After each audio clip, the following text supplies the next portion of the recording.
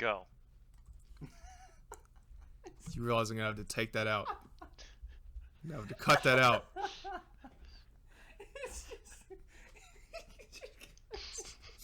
But now you have a good starting point for all of us. It's fine.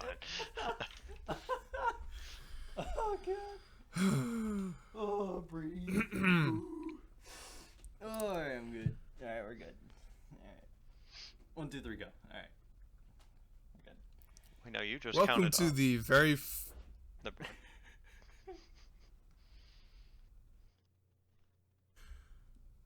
Welcome to the very first episode of The Bug Buzz, a podcast where we explore the evolving world of streaming and content creation one interview at a time. Your hosts are ArmaldoAndShedinja. We stream on Twitch. We make YouTube content, or rather, we attempt to when not interrupted by technical difficulties and people who can't count. I can count. Except when there's Not a go you. in it. Who goes on 2, 3, 4? What kind of nonsense is that? It's just count Fucking, down. it's like the biggest Masonism I've heard in my life, right? That and the spinach, and there's just a whole world. Well, if you want more Masonisms in your life, and colonisms and Armaldo and Shedinja isms, we have our Twitter and Instagram below. But we are not the focus of this. The focus is none other than JJ, as you would know him probably. WaveHello. Hello. How's it going, JJ? I'm good. Waves, hello, ooh woo. Well, you can't see it's a podcast. Is this really so- how we're going to start this podcast off, with an ooh woo? What's this? This is what's gonna. I wonder if make there's a it YouTube work. metric where we can watch our viewer count just Just- dwindle and like just fall off a cliff immediately the minute the fall ooh off. woo comes out. Yeah, average listen length like 3 minutes and 12 seconds, and it's when the ooh woo is. This is Notices your mic. precisely- Precisely what the people are here for. It's what they want. It's what they crave. I'm craving some coffee right now, dude. I'm so tired. Alright. I went into this ready, and then I had to deal with Colin, and now I'm not ready anymore. I need caffeine. I thought I could deal with Colin without it, but I can't. JJ, do you have coffee? Please tell me you have coffee. I already drank my coffee. It's pretty much empty, so now I'm on. I also had coffee. Coffee! I had my coffee poop earlier. So I'm the too, only it's one pretty who does. That explains a lot, actually. Yeah. Considering how much shit I had to put up with from you two in the opening. good. You I can had blame a the coffee. white chocolate macadamia nut coffee today. It was Ooh. delicious. Nut. That actually does coffee. sound really good. Pretty good. Nut coffee.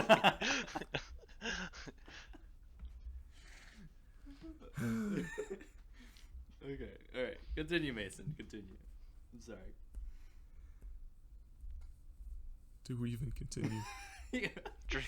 Drinking coffee just turns me and JJ back into middle schoolers. Nut coffee.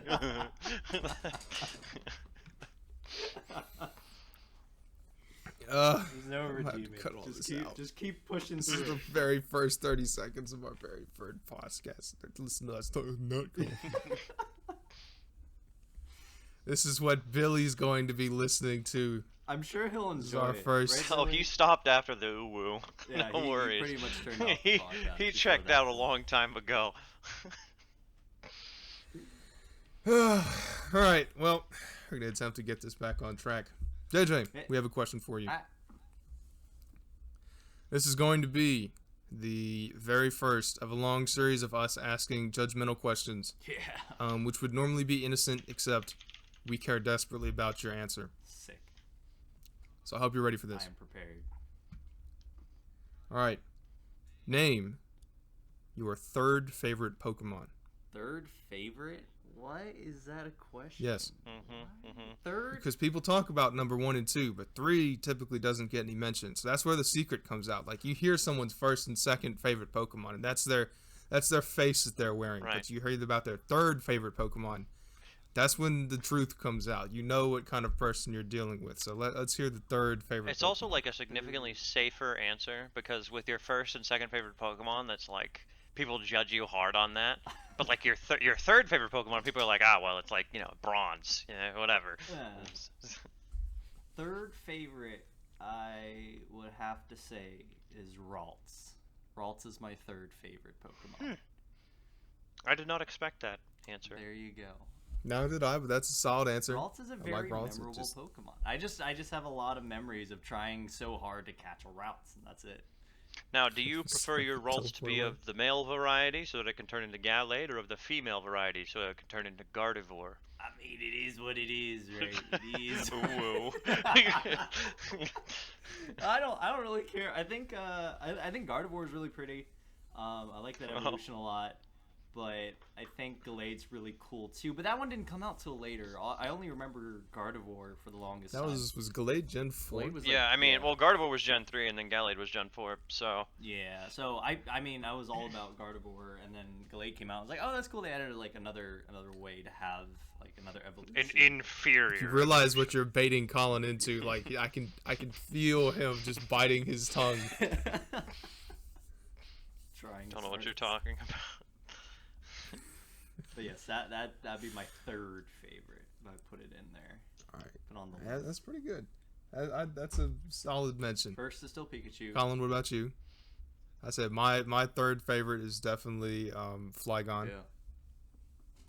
That was my old favorite, and then it slowly became replaced, but Slowly. still holds a special place in my heart. I have a framed, printed out sheet of paper. Like I found art of Flygon online. Like it was a Flygon with a Pikachu on its back. It was just flying around. The scenery was really nice in the background. I was like, oh, this is great. And it was my desktop background for a little while. Oh. And I was like, I want this in a picture. And my parents were like, we can make that happen.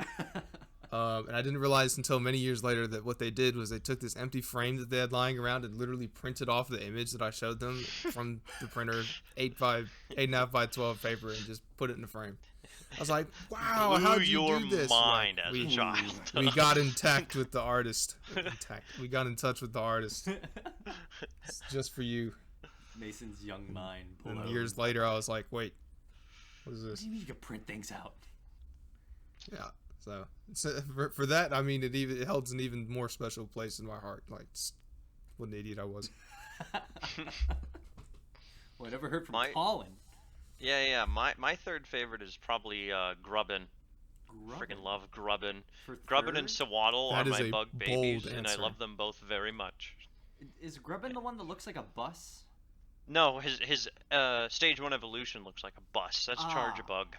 Charjabug looks like a bus. That's right. Yes. All aboard. What is all aboard? What's the Grubbin bus look like? He's adorable. Oh, you're right. Well, He is he's a adorable. well grubber. He's a bus with pincers on the front of it. I mean, he is kind of cute, but I have a lot of bad experiences of cute little Grubbins turning into Devastating. engines starting, Pikarom powering up Vicavolts. It sucks. Yeah, he don't was like big them. in Rayquaza, I think, for a while. Was the big one Yes. he was in. Yeah. Vigavolt I could care less about. Grubbin is where it's at. Grubbin. Yeah. All right, so Grubbin, Ross, and Flygon. There you go. Not a bad three. You're throwing it. Not a bad note to hopefully actually start the podcast. Probably a little bit better of a note than everything you, poor listener, had to hear in the first place.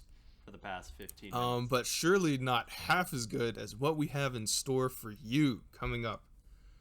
If you are new to the Bug Buzz, which I imagine you are, because you're starting with the very first episode, this podcast series is about exploring the content creation community that's grown up around streaming through the lens of the creators themselves. In this case, JJ, through their own stories and experiences. And as you know, this episode is about the one, the only WaveHello.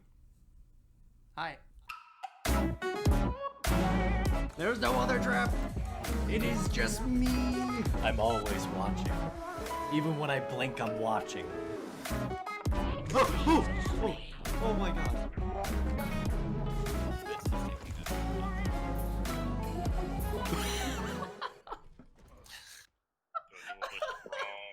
All right, so JJ, what platforms do you create content on?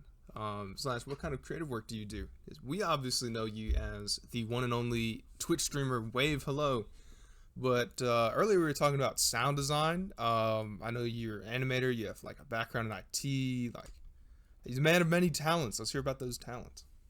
My talents. My many talents. Yes. Right now, I don't have much out besides on Twitter, some pictures on Insta, of course my Twitch account's out there. In the past, I have done a bit of creative work, making content for just kind of businesses, commercials, and such, but nothing too mainstream or anything that's gone viral, really. But just trying to get into the industry more or less with what I've got and what I've been working with in the past. Okay. I mean, of those, I'm guessing Twitch is your main focus? Yeah, Twitch pretty much my main focus. I mean, what I've been trying to stick to is mostly video content. And Twitch is a good platform for it, but there's a lot of creativity you can do with creative work that you can perform using a lot of the Twitch applications and Streamlabs and all the different integrations out there. But mostly video creation is kind of where I'm at, which is funny because I haven't started my YouTube channel yet, but that is on the way, in current progress. But currently most of my content can be found either on Twitch or my Twitter or my Instagram. So what I'm hearing now is anyone listening to this has the chance to be one of the very first subscribers to a YouTube empire spanning the stars. That's the hope and dream. But That's right. Yeah, let's go. Right now, you could go over and subscribe to youtube.com/ArmaldoAndShedinja. To be honest, I don't think I have my actual YouTube account set up for my business streamer email yet. So I don't even think there's a link for that yet. Maybe when this comes out there might be. So if it is, it'll probably be in the description below. We were on that YouTube account game almost immediately. We came on the YouTube posting videos game much later, but we had the account early. We were on that. I need to do that. That's on the list. Hopefully this will push me enough to actually go ahead and just knock that out. But hopefully that'll be done by then. Have fun with the YouTube banner. I can tell you right now that setting that image banner is something. That's an afternoon's work. Yeah. So next question, I guess. How did you get into streaming / planning about the YouTube videos you're gonna make? I'm not gonna lie, it was pretty much the excess of time that came upon me when quarantine came around. I was originally working a full-time 40-hour-a-week IT job, and I got laid off due to Corona. And after that point, I was left with a lot of time. And being my background, having a lot of video creation in my past, I was like, there's one thing I've never tried, which was live streaming. And I thought, with all this excess time, this is a perfect time to start. So with that in mind, I started my channel back in early May. So it's been close to 3 months now. And it's been growing steadily, slowly since. So yeah. Yeah, I imagine that in large part to that. You had a whole month streak, didn't you? You meant it. I knew that streaming is kind of a grind. A lot of things are a grind, but I think streaming in particular, because you are the person who sets the schedule, you're the person who comes out with the content and enforces your own rules and work policies, because as much as streaming is kind of a casual, fun thing to do for anybody that has the technology or ability to do so, it's as much of a work job if you are taking it as seriously as some people are. And I wanted to be the kind of person who takes it seriously and tries to see how far I can push myself and how much growth I can gain through it. So yeah, for the first month, I streamed pretty much every day with only one break, which was at the end of I believe the month. I took I did a celebratory 24-hour stream after I hit affiliate after the end of my first month, and I took the day off afterwards technically to rest up, and then I just started streaming in the day afterwards, and I kept doing that for another few weeks. I vividly remember that stream. I think a lot of people underestimate, viewers probably more so than anyone else, just the amount of work and time and dedication that goes into streaming and all aspects of it, because it doesn't just boil down to, well, I'm gonna slap this webcam on and play games for a few hours and then turn it off and I'll be good. There's a lot more that goes into it. Once you get on the creator side of things that people just you don't think about until you're in that position. Right. So, I mean, mad kudos to you for being able to do something like that. Well, thank you. It was a lot of work. Jesus Christ. Every morning, 9:30, even on the weekends, every day, 30 days straight. I have the metric screenshot of the last 30 days. You stream for 30 unique days. Is that like did you get one of the Twitch achievements for that? Sadly, I don't think it's actually an achievement. I think it's an achievement to have 25 unique days, but not 30, because I don't think Twitch wants to promote like overwork, you know? You need to have that kind of life balance, but because at that time my life was just Twitch, I was like, whatever, you know, I'll just keep doing this. It's also one of those things where like I have a streak going, I don't want to like drop it. I was too scared to drop it until like a certain point came along, and I was like, okay, I can chill out a little bit now. Yeah, I remember one of the days you dropped was for the Twitch blackout, if memory serves. That was, I think, the second day after the like the recovery period. Right. So I was like, oh, okay, cool. I gotta take another day off to get my mind. A second day off. Also how for convenient. A good cause, all right? Yeah, who's gonna say? It was also for a good cause. Don't get me wrong, okay? I'm just saying it was just another good opportunity to promote something on top of giving myself some extra time to recover. So. And I thought things were gaining momentum back then in terms of we were learning about the community. How little we knew. I think there is a lot in that first, however, like month or so that you stream. I think there is a lot of momentum gain in that, and then after that point, I think that's when like the real game begins, I guess. Like after you hit affiliate or whatever, once you try and make that climb to partner, because there's such a huge jump. It's like average 3 viewers, and you're like, yes, and like awesome job. Average 75, and you're just like, fuck. Like it's just such an incredible like jump, especially for small community streamers like we are right now. Right. Like hitting that point, you basically have to have someone of a higher level almost shout you out in order to like skip ahead. I mean, yeah, you can play the game, rate other people, get to know other people, but at the end of the day, you want your viewers to be viewers. You don't want your viewers to be other content creators. Right. So finding a good way to do that is really difficult, especially like once you get past that honeymoon phase of streaming. And you really do have to sit down and grind, kind of like how you mentioned earlier, like the grind every day to try and make that happen. I think another part of it. The Grind by Maximus Black. Oh my perhaps? god. Oh my god. Come on, we'd said The Grind enough. I have to. Not sponsored or connected in any way, but let me tell you. Back to my point. I can't even. As I was saying, say it's a book of quality advice. Anyway.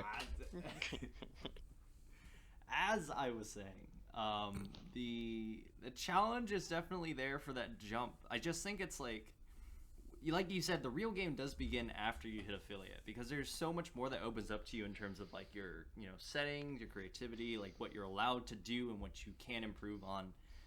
Twitch kind of emotes. Up a lot of emotes, big one. Emotes are a big one. Many good emotes in a lot of different places. But I think just shut up. I've seen a lot of channels that have done some like really creative things with like the different settings and custom like emotes and badges and rewards that you can give to your viewers during stream, and with custom like bit rewards as well. Even channel points can get pretty nuts. I've tried to do a lot with my channel points in order to like keep people like entertained, or at least give them something that like they can look forward to like popping or using and affecting the stream in one way or another. But it really is like there's a lot you can do. It's just a matter of like how do you use the tools that are now available to you. But it's definitely like a huge jump to like consider when you're looking at that 75 viewer average based on your previous 3 viewer average that you're sitting at before when you hit affiliate. And mind you, this is should probably make it clear that affiliate isn't of itself an easy thing to get. Like, Oh, we no. happen to be blessed by having a small community of us that we're all, had a sudden influx of free time and a very supportive network of friends. But even affiliate is a mountain to Yeah. climb, and That's true. it just sucks that you get to the top of the mountain and then Twitch, slaps some ads on you, slaps your ass, and then it's like, all right, off to partner you See go. that And mountain? you're looking. It's like Aragon, the first Aragon book. They're looking for the secret rebellion society or whatever, and they go across this desert, and Aragon's like, dude, we're never gonna find this mountain. It's the shortest mountain I've ever seen. Like, we should be seeing the skyline by now. And his buddy's like, dude, that is the mountain. Like, what do you mean? And he just like points up, and what Aragon had thought was the sky is literally the mountain. Like, it's just huge. His friend is on the side, like, you're an idiot, dude. It was right in front of you. Like, come on. It's a literal mountain. Come on. Throwback to Aragon, if anybody's ever read it. One of the best board games ever created. We still have that. We haven't played. One of the best movies that they should have never made. I don't remember the movie, honestly. I probably for That's good. reason, but Yeah. Good call. Good call. It's like what people are going through right now with the Mortal Instruments movie, I believe. Oh. The people are going through the Artemis Fowl movie. They came out Oh, with yes, that God. one too. Rest Yeah, in that one was peace. the big stinker. Yeah, I the love books that were so series so good much. too. When the movie came out, it's all downhill from there. I think well, I'm not going to go off on that tangent. I'm going to stop myself right there. All right. Continuing with the interview. That should be something we're we have here- as like the B sides, just a compilation of all the many tangents we go off on this. I was ready to Combination go of off on a whole bloopers. thing about why people perceive books as being better than movies and all this Oh, stuff. No, man. I'm not going to do that. Oh Not going man. to do it. Now I feel like I'm Episode 2. missing out. Let's talk about JJ. And by JJ, I mean let's hear my opinions on the movie book world. What was this podcast Ugh. about again? Well, this podcast is about experiences. It's about stories. And starting right now, this podcast is about your very generalized life story, JJ. Oh, So you know how you got into streaming, which Yeah. is admittedly your very, very recent life story. Very true. But just give us a brief overline before that. How did you wind up as the IT professional that you are today? Obviously, you don't have to go Okay. into excruciating detail. All right. So when I was born, I was born at the age of 5. my brain was massive. Let's see. How do I generalize this? So, went to school. Went to college specifically for a comp sci degree because that's where the money's at. Computer science. Lots of good jobs in that field. Excuse me. Whew. I also have a general interest in computing, coding, languages, coding programs, all that stuff. But the mountain was definitely a tall one. There's a lot that needed to be done in order to even get into the school for computer science. And after a year or two of working towards that, I realized that it just wasn't worth it, sadly. So I moved on to something else. And in the meantime, while I was doing that, trying to figure something out, I was working for the school's IT, their IT service there as well. Just a little side part-time job. And the more I worked there, the more I realized that this was something I actually kind of enjoyed and something I was really interested in.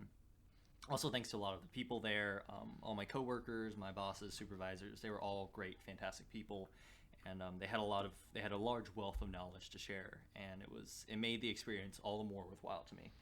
So I switched to communications and finished my bachelor's in 2018, December of 2018, and continued working with them and jumped around to a few different companies for IT, but we are now sitting in 2020 in the current epidemic disaster in the current day, and it is currently kind of a standstill in my career, but it's just another stepping stone roadblock to get past. But that is currently how I ended up where I am now.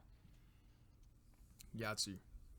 Yes. I know. I guess this kind of leads into the next question. I know that as awful as the pandemic is and how it grinds people's lives basically to a halt, we were all fortunate enough to be able to, I guess, make something out of all our free time. Like you mentioned earlier, that was how you had the resources and time of day to start streaming. That was also how Colin and I got started. Same exact way. Because we were just at home all day and had the interest and had never really had the time or the boredom. But now we did. And It was a very eloquently put text that I got in the middle of me playing some game that said, "Hey, want to stream Portal?" And I was like, "All right." And it's all uphill from there. Kind of. Some up, Sort of. some not. I do remember No. that first Portal stream though. I sat there and I watched that and I was like, man, this is actually really entertaining. It was a good time. I really It enjoyed. just the sucks that our the first Portal game was stream. Portal. Like, it wasn't even on our channel. It's on Colin's. Hey, still But, a great game, great stream. Yeah, I just wish we could do it now. But it's I guess where I was going with that question was, admittedly, it's kind of hard to tell how streaming has impacted your life because streaming and the quarantine hit at almost the exact same time. Both are such huge, all-encompassing life changes, honestly. Right. But what if you had to take a gander at it? How has quarantine affected, or how has streaming affected you in terms of your daily routines, eating habits, working out? I know I personally have been at the computer even more than I was before, and honestly, it's not been good. I'm still trying to work around that. So what about you? What on your end? I think for me, because I was at least a few months out of my job and not streaming at the time, I had about like a 2-month period where I was actually not doing anything at all. Because at that point I was getting my stimulus checks, my unemployment checks, were coming in, and I was kind of floating on that for a while, and I didn't see any need to, look for work for the time being. So I took the time to kind of like recollect myself and try to figure out what I wanted to do with my life at that point. And it was kind of an unhealthy lifestyle, I'll definitely say. A lot of it was spent at my computer, just watching videos, gaming, just like kind of, for the most part, wasting away. Not doing any kind of productive work whatsoever, and watching my motivation dwindle. And I think it was a little bit after watching your guys' stream, I thought, this is something I feel like something that could pick me back up. It was something I was interested in, something I knew I wanted to do at some point, and I thought that at that time it was the perfect opportunity to do so. But I think my whole schedule kind of changed for the better, definitely. And I think mostly for one main reason, and that was because I decided to make my streams mornings only. And for some odd reason, my brain told me this was a good idea, and I just went with it. But I mean, oh, sorry, go ahead. in the end, it was a very good idea because it kept me from sleeping in to noon and after every day. It gave me something to look forward to, something to wake up to, and it gave me the rest of the day instead of sitting around and just kind of lazing about. It actually motivated me to look for more ways to improve the work I was doing that morning, look for ways to review my work, and then try to figure out how to improve myself for later on. Albeit my eating and health schedule, that still needs work on. I work out, but minimally, very, very minimally. You can tell that because I started my actual job again this last week, back at IT, and I'm doing kind of part-time hours for the time being, so trying to minimize my exposure to the real world for while the things are still as bad as they are. And it's a lot of manual labor that quarantine has not prepared me for, and I was dead exhausted on the first day back. So that was definitely something I need to work on. But yeah, sorry, what, Colin, you were saying? Well, no, I mean, just in regard to your comment about having a purpose or having a reason to like wake up in the morning kind of thing. I mean, I think quarantine has kind of affected everybody in that manner. I was trying to find for a while, I was trying to find something similar, and when I did my recent move, and I had a dog back home, but I didn't like walk it frequently.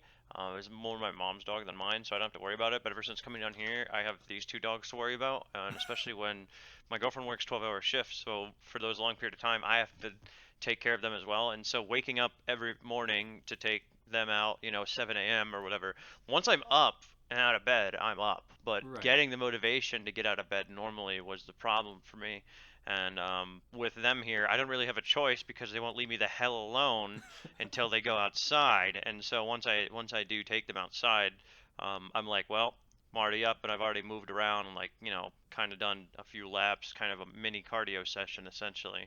So, um, that's just, I think everybody, not everybody, but if you're suffering from the same kind of mental deficiency that I was, and it sounds like JJ was in Oh yeah. quarantine, you have to find a reason. And I think both of us did in that way, and it makes you feel a lot better about yourself, and it makes your days feel more productive, because you got Makes more your days time and stuff. longer, definitely. Yeah, exactly.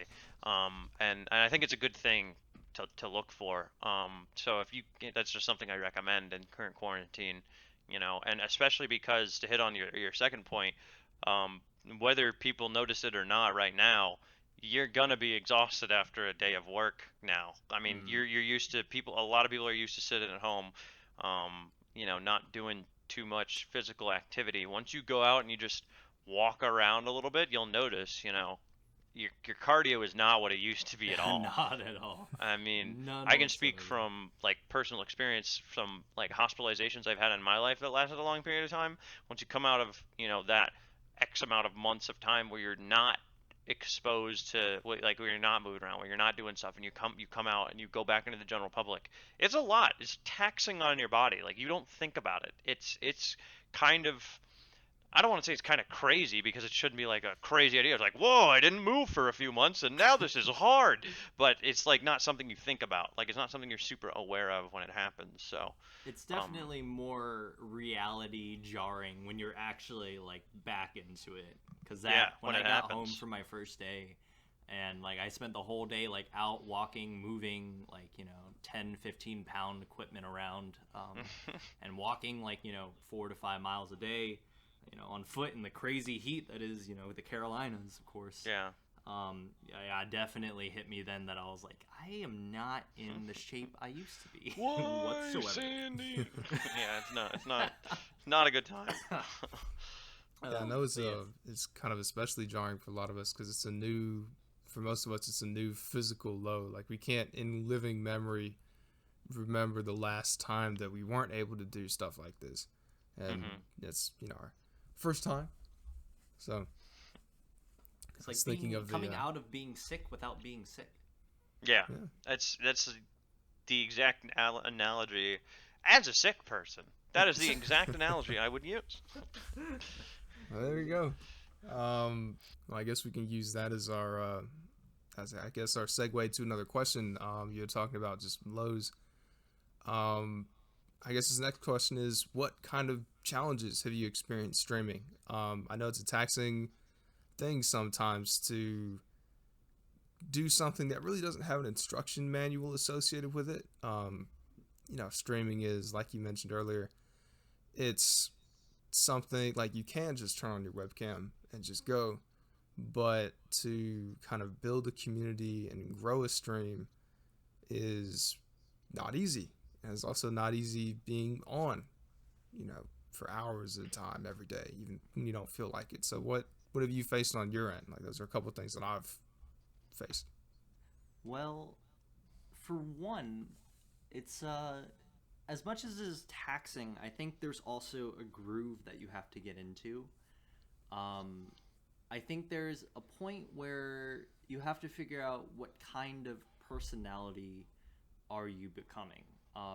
Because as much as artificial as it sounds, when you do stream, you do have to kind of turn on a personality. No one And I mean, probably no one sits there and like talks and commentates themselves like as they're playing a game, like without anybody watching normally. So of It course, just does them.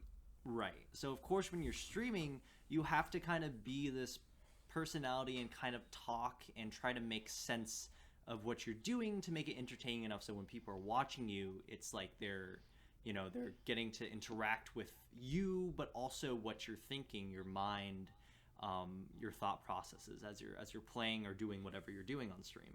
And I've done a variety of things. I mean, I've done cooking streams, I've done just kind of IRL stuff, plenty of gaming streams, of course. But based on my variety, it's definitely something that's like you have to turn on this other self when you're on, and that can be taxing. But I think once you kind of realize what kind of guidelines you set for yourself in that other personality, it makes it a lot easier to kind of keep it going. Especially, I realized this especially when I did my 24-hour stream. I was like 12 or like I think 13 hours in or something, and somebody raided me. Billy raided me with like 24 people, and I just had a moment where I was so out of it because it had been so long on stream, and I was kind of worn, and I was just kind of like mindlessly playing through this game, like talking every now and then. And he raided, and I just something in my brain just had to flip, and I just started like talking. So it is definitely a thing that wears you out, but it's also something that you kind of have to learn, almost like a skill, to be able to know when to use and when not to use. It's a well during that 24-hour stream, it was definitely an endurance test to see how far I could push it. But besides that, challenges with streaming aren't too crazy for me. I feel like as a person, I've been very into PC gaming technology, so I have plenty of equipment. I never had a whole lot of struggle with getting a webcam, getting a good microphone. My PC was already up to stuff. I feel like that hurdle was pretty well and over for me. But I did kind of recognize it again when Nikki, my fiance, started streaming. She was trying to stream from her kind of like Chromebook laptop. It was like kind of like a Lightbook, basic, very minimal specs. And she was trying to stream from it because, I told her that it might be a good idea for her to start too if we're both like sitting here doing quarantine, not doing anything. So she said, okay, she'll start streaming too. And that's when I realized, man, if I was in her position, it would be a much bigger hurdle for me because her computer was not up to stuff. She didn't have a solid microphone. Her webcam was like 420 at best. I mean, it was troublesome to look at and think, wow, I mean, if I didn't have all the stuff and all the tech that I already like purchased and invested in, I mean, I would not probably have continued streaming with what I had then. Of course, after seeing all that, I helped her out, helped her buy a few new parts here and there to kind of pick up her stream quality a little more. And I think it's definitely helped her kind of keep her own schedule going.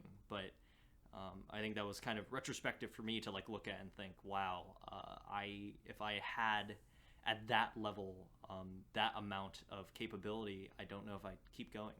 And of course, not to say the equipment makes the streamer, but it does make life easier for the streamer. Yeah, that's for sure. Absolutely. But for the most part, that's kind of what hurdles I've come into so far, for what I've experienced in my past few months. Okay. Yeah, I know. Just starting out, I was fortunate enough to have like my parents are videographers, so I had kind of a similar advantage to you in that I had people I could go to ask, hey, how am I, what do I do about this webcam? They're just like, oh, we just have this USB webcam just lying around. Like, great. What do I do about a mic? Like, oh, well, we don't have one of those lying around, but we recommend this one. Great. Kind of things. So just having that advantage is definitely hugely helpful. Colin, were you all set when you started too? Well, I had already, prior to us streaming together, I had streamed myself a few times on my own channel. Mm-hmm. The only thing like I really bought was a 1080p like USB webcam. just like a nice quality webcam. Because when I built my computer a couple of years ago, it was, it had the strength to run plenty, and I had an Ethernet connection already set up, so I mean, it was just a matter of just opening up Twitch and going live. So it really wasn't anything crazy difficult for me personally, but I know the difficulties, that could block a streamer, because I've also, tried to stream before, or tried to kick off streaming before when I had like a, piece of crap computer, and it exists. The problem exists whether you don't have the right parts, whether you don't have quality internet, whether you're on Wi-Fi versus Ethernet, whether you have a built-in webcam on your laptop versus a external, USB webcam or something like that. And I'm lucky because I have a headset in my a microphone in my headset, I mean, and I have a quality headset, so my mic quality is pretty good.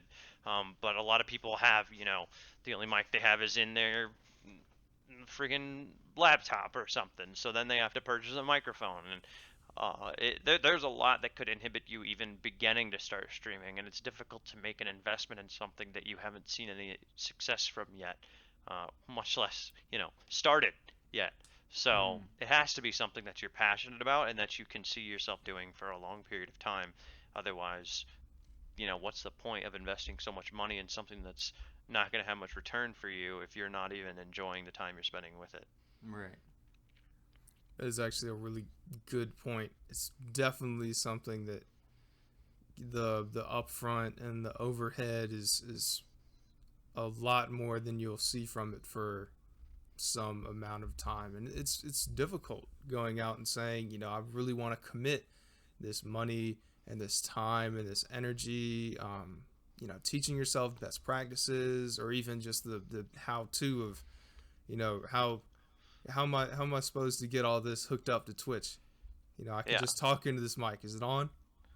Just the learning processes for your equipment, for Twitch in general, for the necessary programs in order to stream, setting up your alerts, setting up your, visual effects, setting up things for when you get a follower. There is a ton of, like, there's a massive learning curve. It was like a month before you sat me down and just like, right, you're learning Streamlabs. I'm sick of this. We still stream mostly from Colin's computer. Yeah, and I finally started solo streaming. I'm like, I don't understand this program, Colin. Hell. I mean, I still don't really understand the program. When I was helping Nikki start up her stream, I mean, she was like, "Oh, what am I supposed to do? Like, do I have to add like my webcam and stuff?" I was like, "Yeah, okay. Well, we'll go through, set up your scenes, like put all your stuff in, and then whenever there was any kind of technical problem, like I would have to be the one to come and fix it because she just had no idea.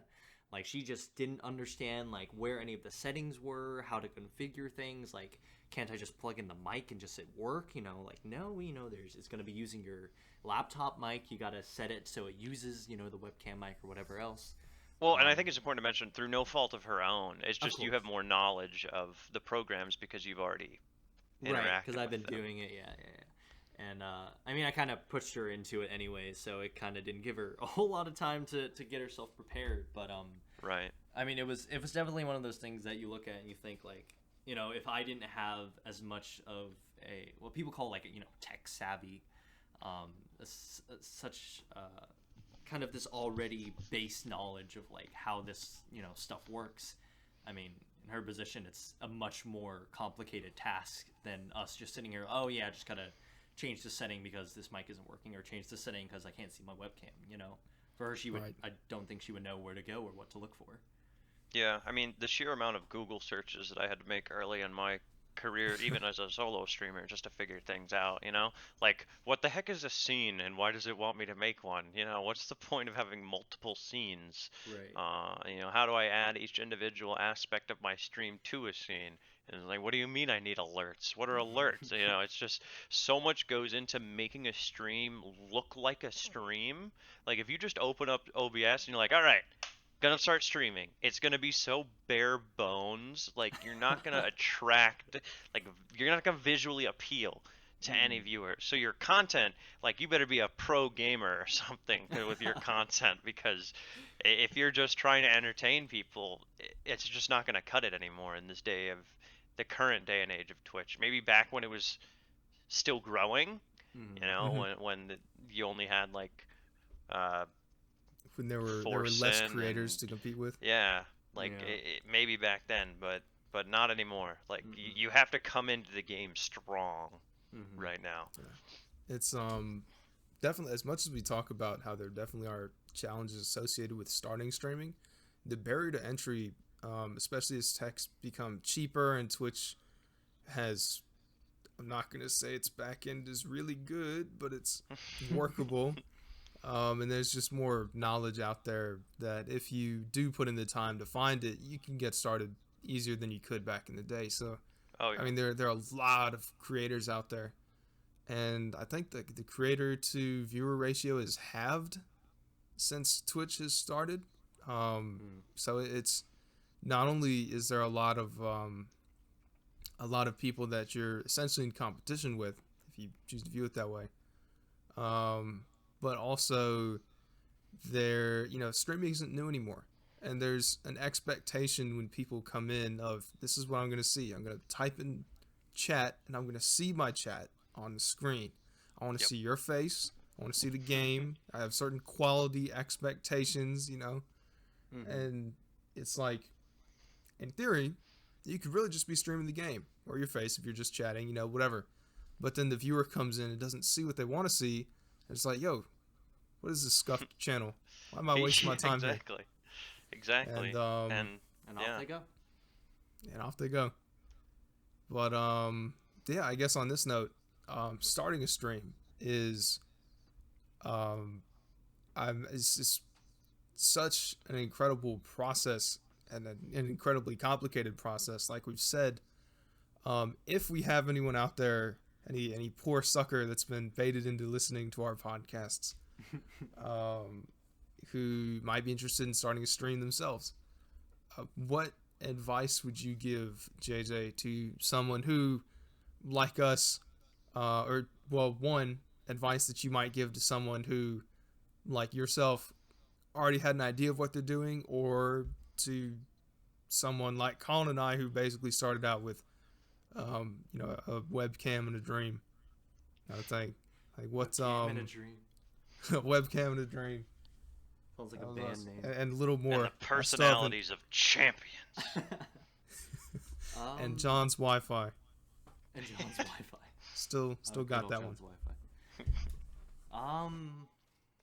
What advice would I give? That's a strong question because I feel like there's a lot of ways to answer that. I think for the baseline of anybody who is, very new and doesn't quite have a lot of savviness with this kind of thing and still wants to start something like this, definitely find resources. YouTube, there's documentation online. Reddit's a great resource. Not always a great resource, but it's got plenty of people on there that'll help you out. Look for other people that have some kind of idea. I guess I'm that person, therefore supposed to be telling you. But look for more because there's always a good video explanation out there. There's always a better documentation than what I can tell you right now of how to set up your stream properly. There are guides. There's ways. If you're a newbie, you look up, new to streaming, how to start up my OBS, whatever, this and that. There will always be some kind of helpful guide out there because, I mean, we're in 2020 and there's going to be plenty, trust me. So if you go out looking, you'll find it, and that will be your guide to getting you into this. Because as much as, running headfirst into it is, all right, you can make mistakes, it's fine. It's way easier to get through your problems and way better for your blood pressure if you just look up somebody else's guide on how to do it and try to follow along with them and figure it out through that. That's how I've always done everything, and it helped me out a bunch and made it a lot less stressful than me just trying to piece together bit by bit, trying to figure it out on my own. And I think for anybody else who is already, pretty knowledgeable about this kind of thing, but wants to start streaming and kind of already knows their kind of pathway, they already know how to get themselves started. one tip I could give is consistency. Whether it's your layouts, your setup, how you're interacting with your viewers, your schedule. Very importantly, your schedule. Keep yourself consistent, because that is what is going to lay a good foundation for you and your viewers. Because without that, they won't know what to expect. And a lot of people, as much as they like being surprised and like coming in and seeing new things, you need to have some kind of consistency for them to come back to and understand, like, this is what the stream is going to be about. This is what you can expect. And I think that is probably one of the most important things, I'd say, for somebody who's getting into streaming. Yeah, I could definitely say, from my experience as a viewer, because of course I watch plenty of streaming as well, the consistency thing in terms of always kind of having the same level of interaction with your chat, or the same pretty consistent timing in the day, and to a certain degree playing. Of course, the games don't have to be identical, but you're not like chess streamer by day and Valorant pro by night kind of thing. It's like the better an idea I have of what I'm gonna be seeing when I go into this person's channel, the more likely I am to kind of have that thought, just browsing around and clicking around, just like, what am I gonna do? I've got free time. What do I want to do? If I have a concrete idea of the kind of experience I'll have if I pop over to this person's channel, I'm more likely to think to myself, yeah, that was a good time. I'm going over there. As opposed to saying, oh, I wonder if that one dude's on and he's playing the game that he played once. Right. But that he doesn't really play that game. And then you what are the odds you manage to find the person even online if you don't know when they're going to stream? It just makes it easier for people to come to you. All right. Yeah, I guess we'll move on into the next one. We've talked about challenges. We've talked about just getting started. We've generally made streaming sound not like a walk in the park, which honestly is it's pretty easy breezy sometimes. As much as you got to be dedicated to it, it's a pretty nice career or hobby to get into. So JJ, what is your highest moment streaming? What is the favorite thing about streaming video games, or streaming IRL, cooking, whatever? What is the one moment that if you were to stop today and come back to this summer, years down the road, you'd be like, yeah, I remember when I used to stream, that one moment that you're going to remember? What is it? One moment. There's a lot of moments. There was a lot of good moments, but I'm trying to think of one that really stands out. I mean, the 24-hour stream, mostly because, it was a whole 24 hours. It's hard to forget that kind of thing. Was definitely a huge thing. It was one to celebrate kind of the commitment that I've gone through, but also being able to hit the affiliate achievement so quickly in that first month. It was just kind of something to celebrate the people that came and supported me, and celebrate kind of like, where we making this community, and kind of setting this goal for ourselves, and actually making it as not just myself as a streamer, but as a whole for all the people that consistently came back to watch me. And it was definitely during that 24-hour stream that I kind of remember quite a bit from all the different the people that dropped by, all the different viewers, some that I haven't seen in a while, some that were regulars, and one particular viewer that I remember very fondly. I don't know if he or she, I don't actually know, still comes back to my stream on the occasion, but Vasa. Vasa, dude, I remember Vasa.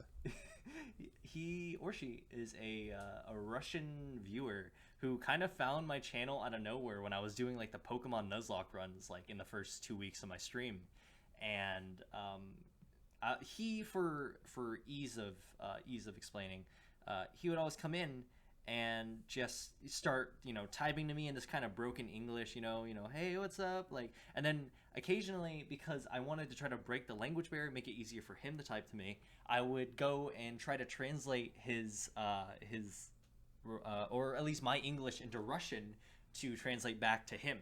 And we would kind of go back and forth, and it would be this thing during stream that whenever we pop in, I take a pause from whatever game I'm playing, and we would have this little conversation back and forth of me trying to speak to him in Russian and him trying to speak back to me in English. And he would send me little riddles and quizzes in Russian. So as soon as I translated it, it would be like, you have 5 seconds to name top 3 of your favorite water Pokemon. And I was like, oh shit, okay. So I'd have to name it off, rattle it off real quick then and there. But I think it was those moments that it kind of made me realize how connective streaming can be.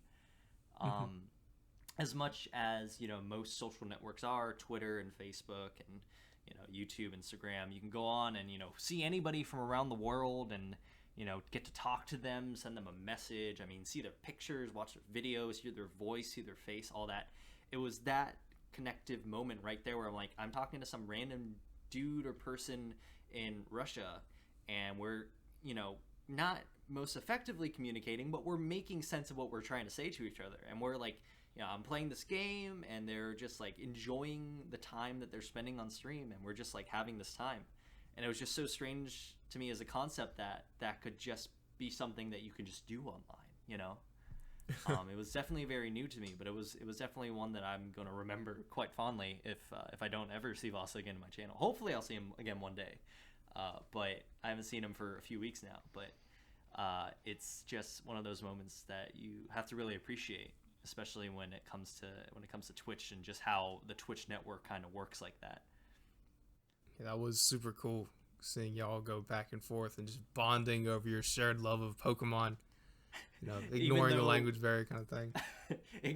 Trying to ignore it, letting Google attempt to translate for us. Unsuccessfully sometimes, but it still kind of worked out for the most part. Yeah. For the most part. It was fun though. Yeah, that's definitely, I really couldn't have put it better myself in terms of the power of the connectivity of streaming and the people you meet, certainly. I think my own favorite moment, whatever it may be, definitely gonna involve the people that you meet during Twitch, or during streaming. My brain still doesn't have its coffee. I need coffee. It's He's even trying slower than usual. Colin, help him out. I feel Help like your I'm man's just out. talking During. slower. Colin comes in during. Yeah, thank you. Colin, Yeah, Colin, so far, what has been your favorite moment on the stream? Curious for what your perspective is. My favorite moment on our stream, Mm-hmm. I think a lot of what I really enjoyed was our kind of earlier content. We're kind of really deep into this Borderlands series right now. I think it's going to be fun to get out of this vein and just kind of go to something else. Sick of Borderlands. but- alright. yes. The Portal stream brings back a lot of good memories, honestly, because Mason had already played it, and we were trying to, even though he had already played it, we were still working together to solve these puzzles, and being able to just give Mason just a horrible time was just so entertaining to me. And, even, to this day, our viewers, it's their thing to just constantly rag on Mason, which I'm sure he hates, but I just love it. It's just so great. I can't talk about a single thing without people finding a way to. We'll be talking about food, and as the conversation goes on, we'll just keep talking. I'll make the one. I'll step on the landmine. Well, that's just a normal pasta to me, And then that just Boom! yes, it just goes. All the chat goes off. What do you mean it's a normal kind of pasta? What do you mean? What you do don't know you what this is? mean all the pasta's the same? It's so different. This one has a circumference of 2.5 centimeters, whereas this one has a radius of something else, and this one's long, and this one's not. Just like, Someone goes and says, I step by on the these way, Mason landmines doesn't know what all the spinach time. is." And then one other person is just like in the background, you can't drive. Yeah, that's gonna be the one thing I miss about Borderlands, dude. I love driving in that game. Click drive. But yeah, I mean, when I think about our stream, those are the two things that come to mind. Me personally agitating Mason, and our viewers agitating Mason. So yeah. Agitating Mason, best part of the stream so far. If you want to agitate Mason, ArmaldoAndShedinja. Yeah. Links to our channel is in the comments below. Come agitate Mason. If you see anyone else in stream talk crap about Mason, just agree with them. They're right. Rest in peace, find some other topic. All right, here we go. Watch this. All right, ready for this smooth transition? Watch this. I'm watching All this. right, don't shut up. All right. So if ragging on me is what sets our channel apart, JJ, what sets your channel apart? Ooh, See that? What was a good that was segue. incredibly smooth. That was like polished marble smooth that's what I'm transition. talking That was about. like the most ideal form of pasta that has all the right ridges to hold all the sauce in, as opposed to other forms of pasta that aren't as superior to that individual form of pasta. Colin's just 'cause stuck they're in the not all past same. right now. Stuck in his culinary rut, in his pasta groove and ridges. Did While somebody say JJ and I are rigatoni? talking about streaming. Did somebody say rigatoni? What makes the WaveHello brand, I guess, different? Like, obviously, you know, with the number of content creators out there, you can only be so different. Like, you're not reinventing the wheel, really. You know, it's very difficult to do something completely new with the volume of content that's out there.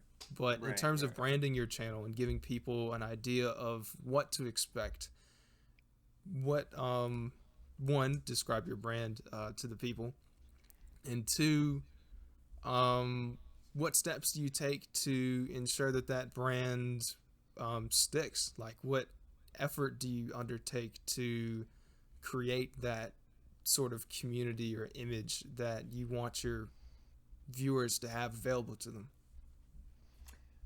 This is an interesting question because as much as I would like to give a concrete answer now, I know that might change in like the next month, 3 months, 6 months, you know, however long that this continues, because I feel like as a Twitch brand of sort, you don't really keep a singular identity. I know a lot of people might, but for me myself, how I see how my streaming brand has grown and how it's evolved over this past month, I think it's going to continue to change and evolve and be something else as I continue to do other things. Because right now, you know, I've been going through these like you know, different phases. When I started off, I was playing like Minecraft for a while because I thought that was just a good, you know, entry game to like keep playing and just kind of doing. And I know a lot of people who are like hardcore Minecraft players, and all they do is play Minecraft, and that's their brand, is like they're the Minecraft guy. But I didn't want to be the Minecraft guy. I just wanted to be the video game guy. I just want to play video games. And I have a lot of interest in very, you know, particular genres. I'm a big fan. Genres. I'm a big fan of roguelikes, and I really like roguelike games. So for a while, I was considering maybe I'll just stream roguelike games, and that'll be my thing. I'll do roguelike games. I'll do different ones. I'll try to see how far I can get. You know, try to get all the achievements. But as much as I like that idea, I was like, well, I'm also, you know, a really big fan of Pokemon. So I played a lot of Pokemon. I did a lot of I did the Pokemon Fire Red Nuzlocke run with John. That was a great time, and I really enjoyed that, and I know the viewers really enjoyed that too. That was fun. It was a good time. And as much as I love doing that, I knew I didn't want to keep that as like my brand. That's not what I wanted to be known for. I just wanted to be, not to say that I want like my face and my name just to be attached to my personality as like, oh, he's this guy. He's just that guy, you know. But I don't at the same time, I don't want my brand to be attached singularly to one type of genre, one type of game, or one type of thing. I just want to be somebody that's, funny and entertaining, and somebody that people, feel comforted to come back to and watch and just get to like hang out and, enjoy the time that we spend on the stream and, interactions and just hanging out.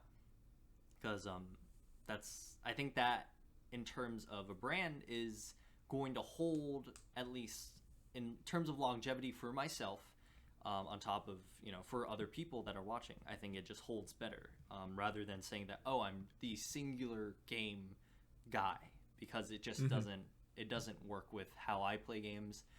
It doesn't work with, how much I enjoy playing different kinds of games. It just wouldn't work for me as a person. But as far as my brand goes, that's kind of where I sit with it. I'd rather people know me as WaveHello than, the roguelike guy or the rhythm game guy or, Minecraft guy. But by God, please don't call me the Minecraft guy. That's not what I want to be known for. Love Minecraft, but not that much. Right. I think saying that your identity changes is very accurate as a Twitch streamer. I mean, our identity has changed like once or twice already at this point, and I can see it changing more.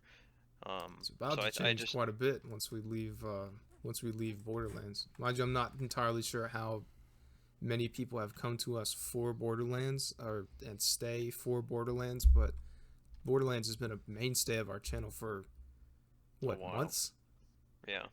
So yeah, almost an entire month, I think, at this point. So. I know what you're saying. God damn. Yeah. I mean, it's definitely something that's up to change. I mean, our shtick is more that co-op games, but even within that, our identity will change frequently. So I think that's just a very accurate statement in general, that you have to be flexible as a streamer. Anyways, you can't have that solid identity unless you're really good at a game and people want to watch you because you're really good. Right. A lot of streamers out there, especially like, I mean, they have like whatever, like that one guy, was his name, Spoopy Poops, OW. Like, he has the OW in his name because he's an Overwatch player. He's a coach for Overwatch. He plays it professionally. He's ranked and he takes the game very seriously. But that's his identity. He's the Overwatch guy, Spoopy Poops, But that's just his thing.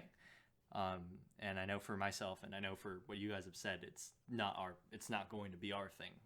We just want to be known for kind of our personality and kind of us as the individuals on the stream. Actually, Colin and I plan to be known as the Bee Swarm Simulator channel. I was going to bring that up before that. Our identity right now is far more into the Roblox world than it is in the freaking Borderlands world. Yeah, that's we're talking about brandings and accidentally finding your way into a certain niche. By the way, this podcast is sponsored by Bee Swarm Simulator. Go claim your Robux Brought now. to you by the Ninja Bee. Chosen bee of really no one, actually. Imagine having Ninja Bee. Ugh. Worst bee ever, and if you think so, you're wrong. Yeah. Hey, don't shit on Ninja Bee. Ninja Bee's pretty good. That was so funny. Actually, there was the guy who came into our server, and one guy was excited that he got Ninja Bee, and then the guy was just like, no, Ninja Bee is trash. They're both beefing with each other over this Ninja Bee. Like, one of them was in our Twitch chat. I don't actually think he followed. He was just in the Twitch chat, talking with the one who is in game, speaking through Roblox chat, which we would then narrate. And Twitch chat dude was talking. He's like, no, Ninja Bee is good for this build, and if you're going blue or whatever, then you want this. Red's OP right now. It's been OP for a little while. And then in-game guy was like, hold up. Ninja Bee. No, Ninja Bee's trash. Pushes glasses because our friend had just got Ninja Bee. And then the other guy was like, no, Ninja Bee's really good. I don't know what you're saying. You must be bad at this game. And the other one saying, no, it's cool. It's chill. I'm just saying, if you think Ninja Bee's good, then you're really bad at this game is all. And they were just... the Roblox toxicity yes. is insane. My God, as much as that game is made for like 12-year-olds and all that, but like, I don't that's the problem right there. What happened? Like the players in there are almost as bad as like Call of Duty on Xbox type of online community. It's just Yes. it's horrible. They're sometimes. mean.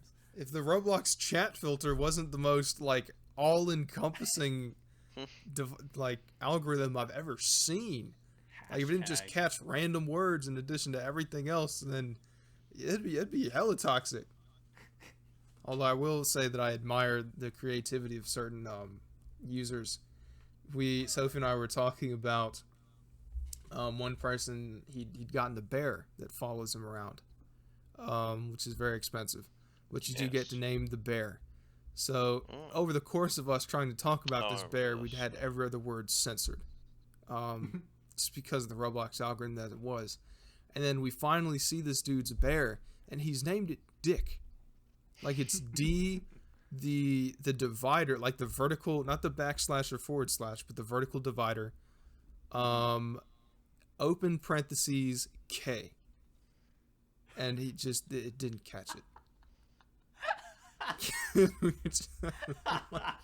And we just had to admire his creativity and dedication. Like you can't stop these people from being toxic. There's no way. Although that wasn't toxic. That was hella funny. You can't stop my 12-year-old self. I'll find a way. I will. Oh, they will. Using the open parentheses as a C, he's genius. My God. I have not thought of it. That. It's insane. It's a madman. But I don't know. It's a good time. Let's see. I think we'll probably move towards wrapping up the podcast here shortly with the next question.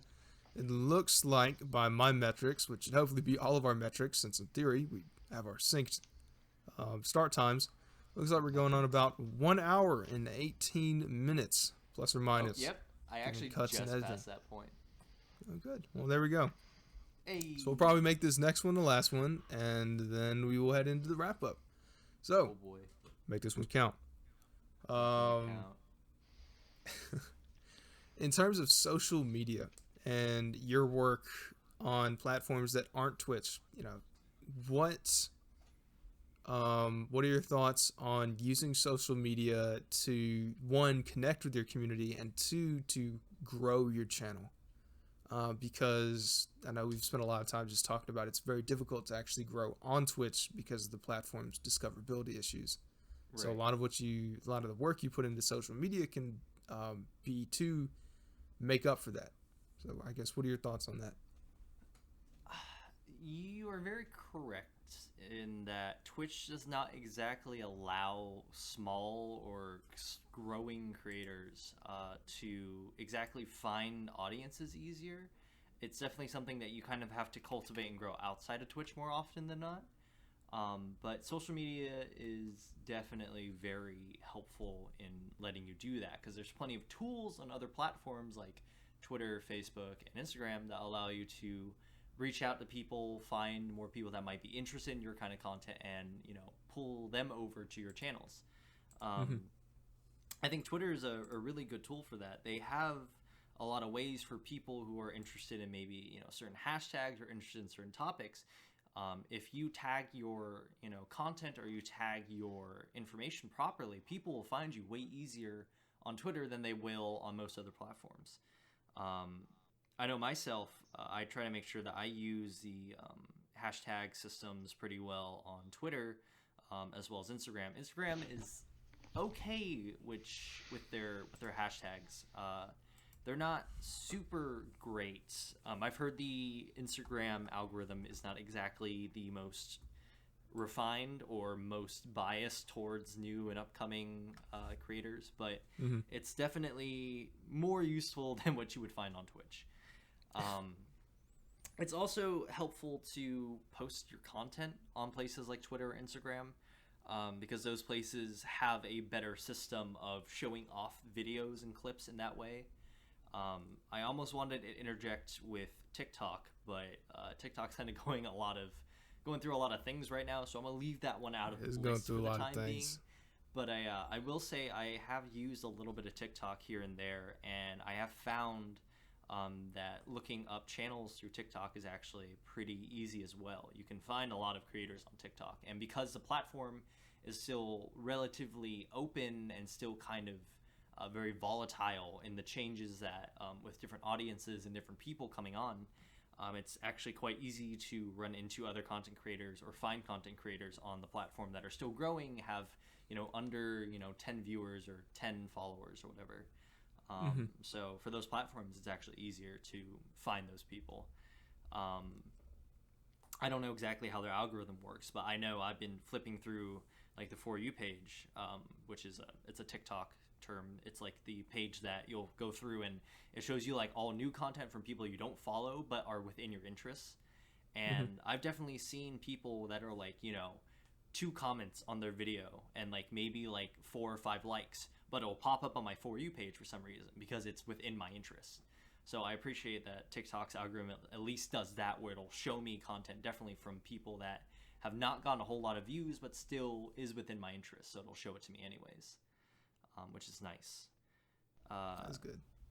Twitter I'd say is definitely kind of my mainstay for content. For me, it's just the easiest place to throw my clips on my videos, and like I said, their hashtag system is really great and really easy to be able to like look and find your content through that. So oftentimes when I think or look to post my content anywhere, it's typically on Twitter. It's also, I feel like the way Twitter is set up, it's the most, I wouldn't say easiest, but it's definitely the lowest commitment because of how easy it is to just tweet something and how easy it is to just like and retweet your content, share it. I think the system that Twitter has in place, their whole system for how tweets work, I think in general just makes it very easy to share. So I find Twitter to be kind of the best place to do any kind of content or audience kind of raking, in a sense, trying to find more people that might be interested in my kind of content.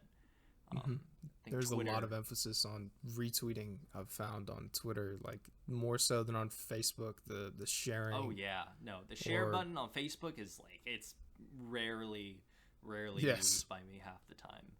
And even on Insta, I still haven't found a way on Insta to share people's content. It's, you can send it, Right. but I haven't found a way to say, hey, I really like this content. I want to put put my stamp of approval on it, but also, show this to my community. And I don't think there's a way to do that. But Twitter, that's what the whole platform's built around. Right. And it's literally a 2-click system. You click retweet, and then you click either tweet with comment or retweet without comment. And then once you do that, it's just shared on your page for everybody that follows you to see. And I find that it's just so convenient. It's very easy and it's efficient. And that's why I think for my content, it makes it all the better for my stuff to get shared out there. Because when I put something that I put in, an hour or 2 of work into, and I share a clip and I hashtag it, and people find it, they can retweet it just as easily as any other content they come across. So it makes it a lot better for me as a creator to find or get my content out to more eyes to see it, but it also makes it easier for viewers who see it to be able to share it with their friends and their followers as well. Mm-hmm. But that's my hot take on that. I'd say it's a pretty good take. I definitely agree with just about everything you said. Colin, you? I mean, I don't really have much to add on that. It's spot on. Let's go. You Don't nailed need it. anything else. It's just me. Welcome to my podcast now. This is my podcast now. This is the WaveHello show. You're just gonna hear me talk for an hour and a half. Yeah. Featuring content creators ArmaldoAndShedinja. Next week, hijack the entire podcast. That would actually be amazing. It's just a pass it on podcast. We just make JJ host it now next week, and then he passes He it on just to who he hosts popcorn it. you. Good luck. That's a very interesting way to do it. I don't know. Kind of The neat traveling concept. podcast. The traveling podcast. Sisterhood of the Traveling Podcast. That was a pretty good book. But yes, speaking of the popcorn traveling podcast, the way we end the Bug Buzz is by asking the interviewee, who you follow and would recommend that we hit up next. Because, one, it's a great way to get to know new people and kind of get involved with different communities. Because I know both Colin and I are the type to have like a small circle of really good friends, which unfortunately means that our circle's not very wide. Hopefully this way we can bring our audience to other people and kind of get to know, instead of just bouncing around the same community forever. Hopefully this is a way to, I guess, reach different people. Okay. So speaking of bouncing around within our own community, Hit Malone, our very own Hitmonlee VT, also fellow streamer from the UK. He's a great guy. Fantastic stuff on his channel. Definitely recommend you check it out. He also started very recently along with the rest of us, and we found him through somebody else I'm also about to recommend, but I'll get to him in a minute. But Hitmonlee has also started from kind of small beginnings from what I've seen on his channel. And he at first didn't even have a webcam, if I remember correctly. Yes. And I spent a lot of time on his channel because he was just fun to talk to. He was just a great guy to just hang out with. And he had like cool channel implementations.